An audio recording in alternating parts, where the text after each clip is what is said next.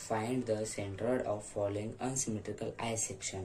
तर आपल्याला एका अनसिमेट्रिकल आय सेक्शनचे सेंट्रॉइड फाइंड करायचे आहे. त्याच्यासाठी आपल्याला कोऑर्डिनेट ॲक्सिस कन्सिडर करावे लागणार आहेत, एक्स ॲक्सिस आणि वाय ॲक्सिस. तर आपण या अनसिमेट्रिकल आय सेक्शनचे 3 पार्ट बनवू, फर्स्ट, सेकंड आणि थर्ड.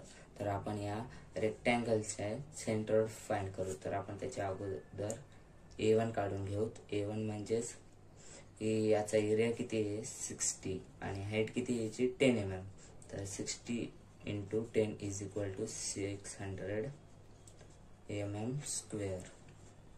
त्याच्यानंतर आपण x1 काढून घेऊ.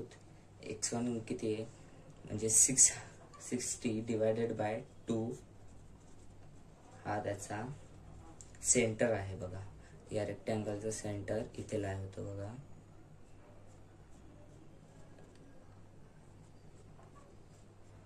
म्हणजे सेंटर आहे. तर आपण 60 / 2 30 mm म्हणजे या y ॲक्सिस पासून हे इतकं याचा सेंटर आहे. तर आपण याच्यानंतर y1 काढून घेऊ. y1 = हाईट किती आहे या रेक्टँगलची 10 आहे. 10 / 2 = 5 mm. हे झालंय फॉर फिगर नंबर 1 साठी. आता आपण फॉर फिगर नंबर 2 साठी ड्रॉ करू. तर फिगर नंबर 2 किती आहे, याचा एरिया किती आहे, पूर्ण लेंथ किती आहे, A2 किती आहे 40 इंटू म्हणजे याची हाईट 40 आहे मल्टिप्लाय बाय विड्थ किती आहे 10 आहे. तर हे झालं 400 mm². याच्यानंतर आपण x2 काढून घेऊ. x2 किती आहे, याची विड्थ किती आहे 10 आहे. 10 / 2 पण आपल्याला हे y ॲक्सिस पासून घ्यायचं आहे. तर हे पूर्ण इतकं अंतर किती आहे याचं 25.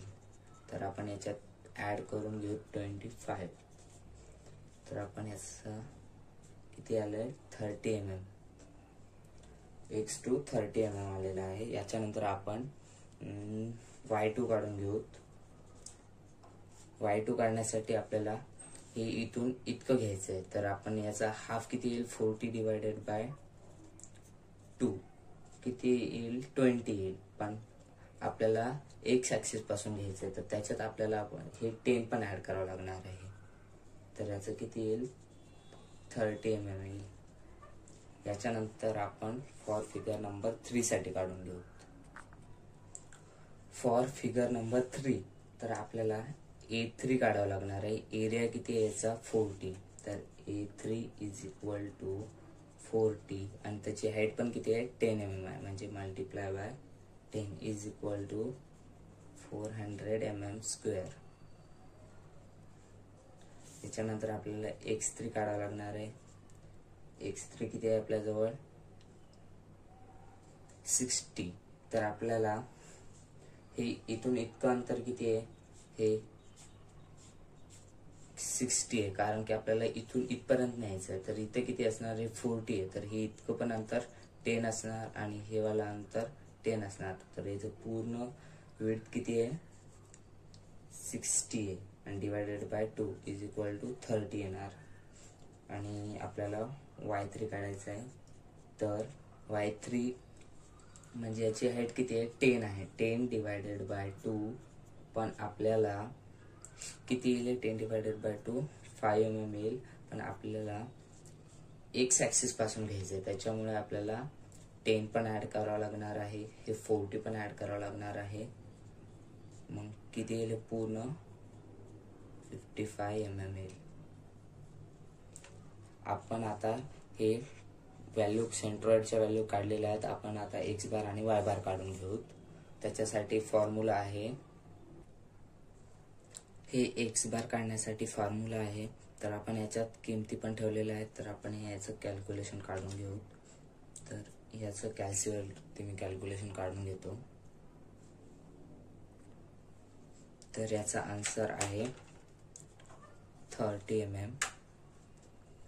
आता आपण एक्स बार जसा काढलाय तसंच वाय बार पण काढून घेऊ. तर वाय बार साठी फॉर्म्युला पण सेमच आहे.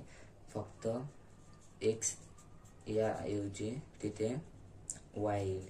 म्हणजे A1 y1 plus a2 y2 plus a3 y3 divided by a1 plus a2 plus a3.